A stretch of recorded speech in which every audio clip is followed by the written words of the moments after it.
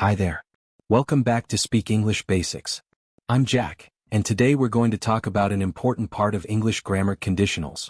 Yes. And don't worry, we're going to explain it in a simple way so that anyone can understand. If you're a beginner, this is the right place for you. Exactly.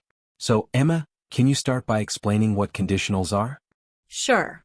In simple terms, conditionals are sentences that talk about possibilities or hypothetical situations. They are used when we want to talk about what could happen, what we wish would happen, or what we think will happen under certain conditions. So it's like when we say, if it rains, I'll stay inside. That's a conditional sentence because it talks about a situation that could happen in the future, depending on another event. Right. Conditionals usually follow the structure of if plus condition, then result. But don't worry, we'll explain the different types of conditionals in more detail today. Let's start with zero conditional.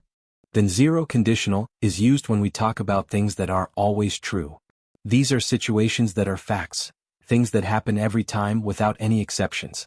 For example, we can say, if you heat water to 100 degrees Celsius, it boils. This is a fact, it always happens. Right. So, in the zero conditional, we used the present simple tense in both parts of the sentence. The structure is, if plus present simple, present simple.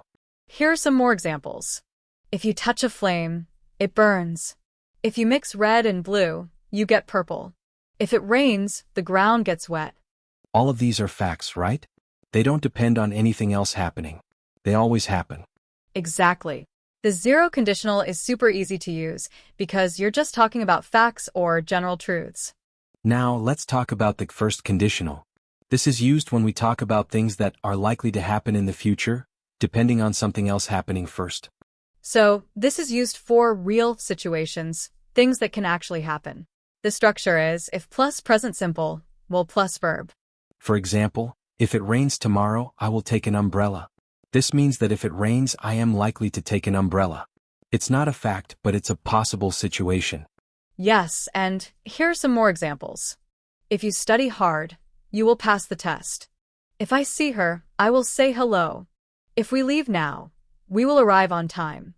Notice that in the first conditional, the if part is in the present simple, and the result is in the future with will. That's right. And this is important because we use the first conditional when we believe something is possible or probable. Moving on to the second conditional. We use this one when we talk about unreal or unlikely situations, often things that are imaginary or hypothetical. That's right. The second conditional is for situations that we wish could happen, but they probably won't. The structure is, if plus past simple would plus verb. For example, if I had $1 million, I would travel around the world. In this sentence, I'm imagining something that isn't real. I don't have $1 million, so it's unlikely to happen. Here are more examples.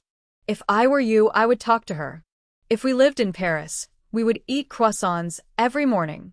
If they knew the answer, they would tell us. Notice that we also used wert instead of was with ein and he, she / it in the second conditional. For example, if I were you is correct, not if I was you. That's because verb is the correct form for hypothetical situations, even with ij and he, she / it. Now let's talk about the third conditional.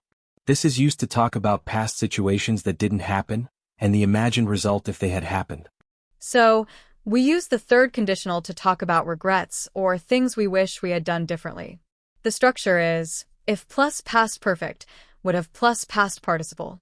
For example, if I had studied harder, I would have passed the exam. In this sentence, I didn't study hard enough and I didn't pass. But I'm imagining what could have happened if I had studied more. Yes, and here are more examples. If she had called me, I would have helped her. If they had known about the party, they would have come. If we had left earlier, we would have caught the train. The key here is that we're talking about past events that are impossible to change now. We use the past perfect form in the if part and would have to in the result. Right. So, the third conditional is about things that didn't happen but could have if the situation were different. Finally, let's talk about mixed conditionals.